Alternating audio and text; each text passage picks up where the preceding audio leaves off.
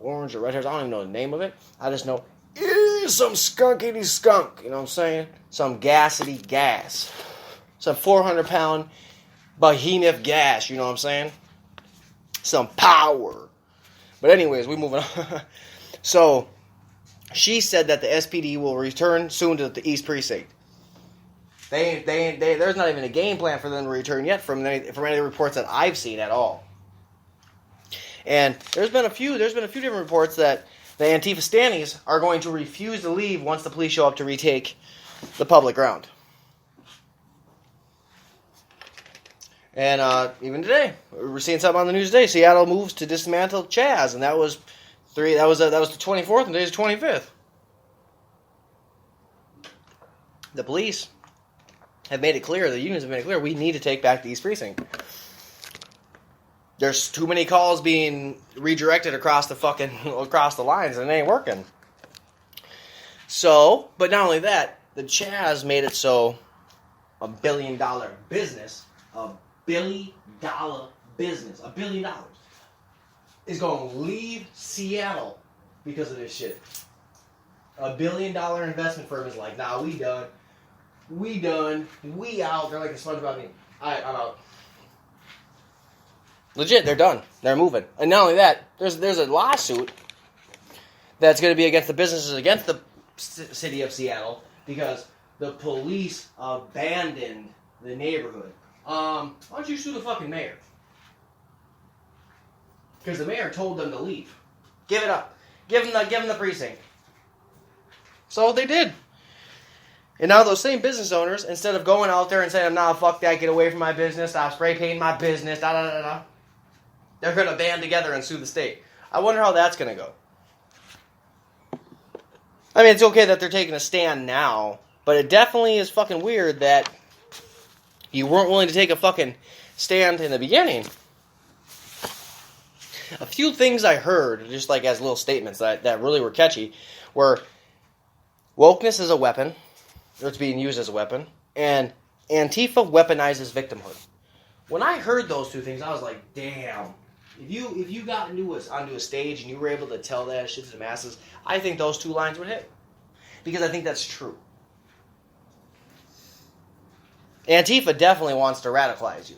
They want you to get arrested for small petty shit so then you start to hate the police just as much as they do. But yet, we're the Antifa leaders. I'm not talking the leaders that, like Luis Marquez. I'm not talking about him. I'm talking about the ones that are in the background. One day I typed Antifa on YouTube, and I ended up getting across this one lady's YouTube page, and she was talking to a alleged leader of Antifa named Daryl Lamont Jenkins. He said he was a leader. He said that they approve of the violence and the aggression. And then I already know people got big mad when Trump is gonna sign that executive order that if you vandalize statues, he's gonna hit you with the Veterans Memorial Preservation Act. Say, do it. Hit him with it. Lock them the fuck up, just like you did the ones that burned down the goddamn buildings. See how gangster you are then, huh? When you sit in front of a judge? See how cool you are then?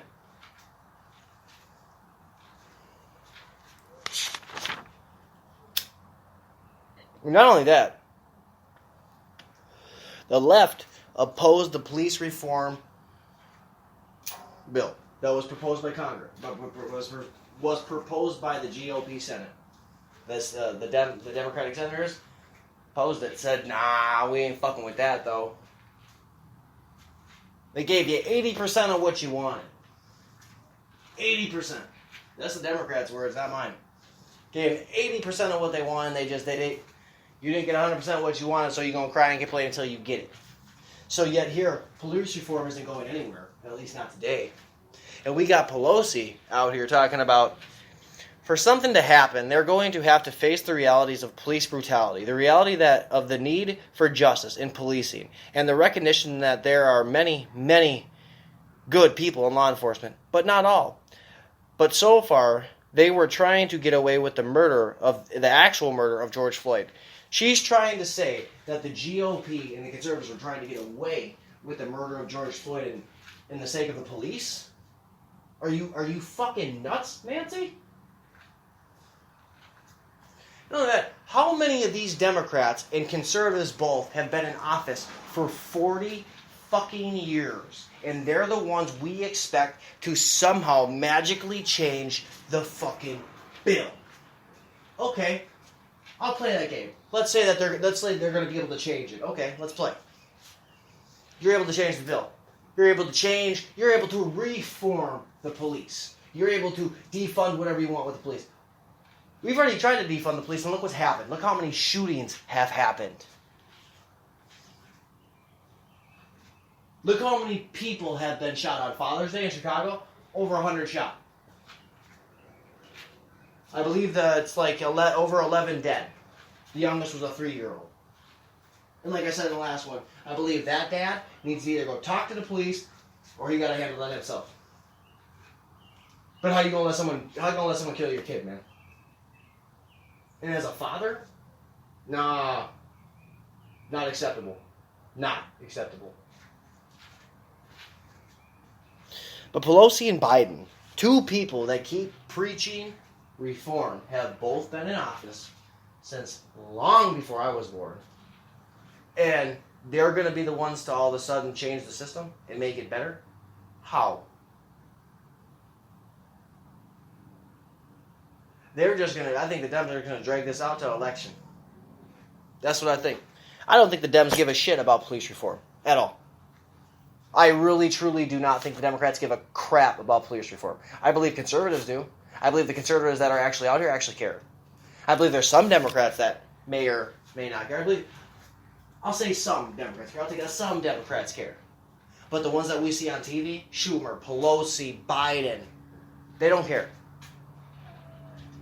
Nancy proved that in this statement by trying to point fingers and instead of trying to fix the situation, instead of trying to fix the police system for the better of all Americans.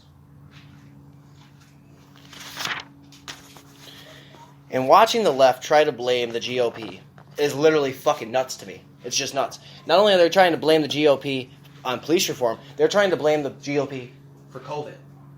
They're trying to say that it has nothing to do with the protests because there was no contract tracing, and doing anything at any of the fucking protests. So you're going to try to say that it's businesses and conservatives spreading COVID. You're fucking insane. And not only that, that's a very disingenuous fucking statement. Very fucking ingenuous. One of the biggest things that I'm going to actually end with on this one. I'm gonna do a couple more. Don't you already know Petrov got you, baby. I'm gonna drop them. I'm gonna drop some more. This one's big. Project Veritas proved with the whistleblower that gave his face and his name. Last name is Hartwig. Check out the Project Veritas video with James O'Keefe and Hartwig. You will literally see that the content moderators in Facebook that work for Cognizant, which would be like a third-party marketing agency, whatever it would be for Facebook, are heavily censoring conservatives, or heavily going after conservatives. Go ahead and try to knock it down now when you have literally team leads. This one, Steve Gurman, a team lead, saying, I spent a lot of time looking at Nazis, Hitler, Nazis, MAGA, and Proud Boys. You're going to lump in MAGA and Proud Boys with Hitler and the fucking Nazis?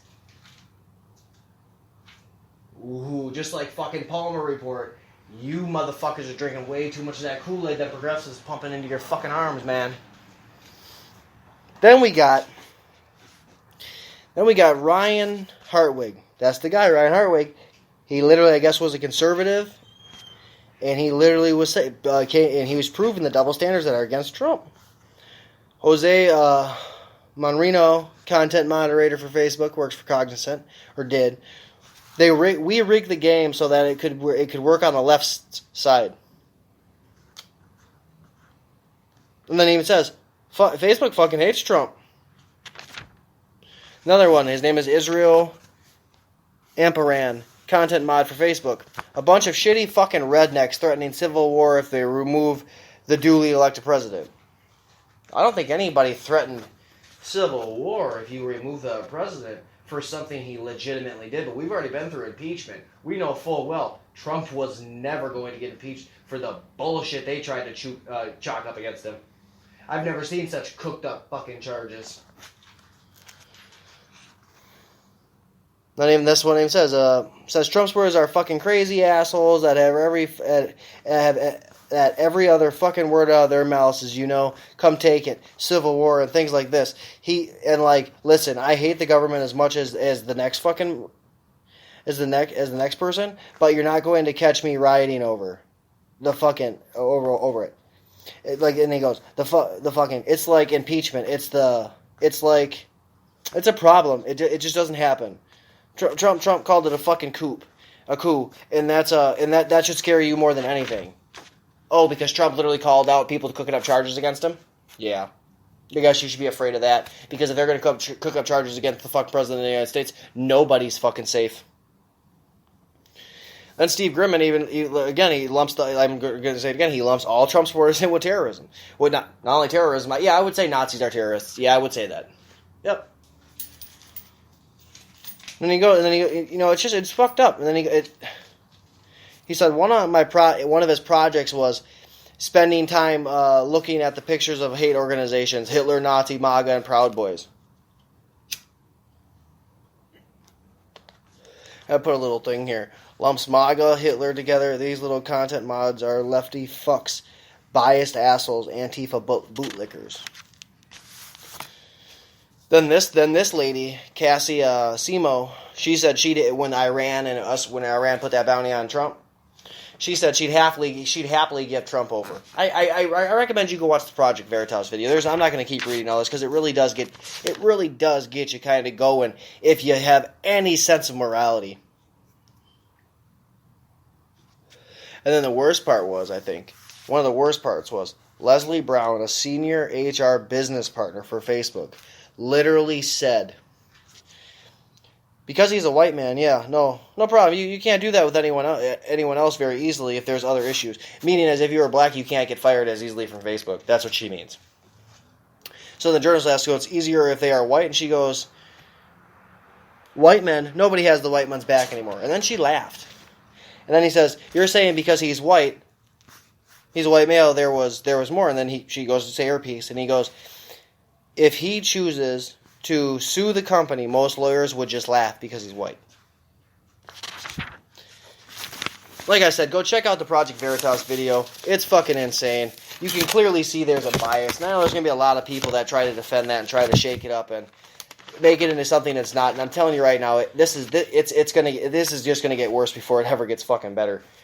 I really think I side with Tim Pool on the fact that this is, no matter how this goes in 2020, if Trump wins, it's gonna be hell unless something happens. But we have the media spinning one story consistently every day, saying that it's the Trump rallies that caused COVID. It's this that caused COVID. It's not the protesting. They're still calling protesters when they're really rioting and breaking shit. So I don't know, man. The media is really pushing one fucking narrative, and it ain't good. But like Steven Crowder and Tim Pool have said, you got to stand up for what you believe in. You got to put it online. We building this world for our kids. I'm not going to let someone else build this in their funky ass image because they got fucking mommy and daddy issues. Because that's really what it comes down to with a lot of these progressives. They got a lot of issues with mommy and daddy. And guess what? That's not my fault. I hope y'all enjoyed this episode. This is Petra, baby, and we out.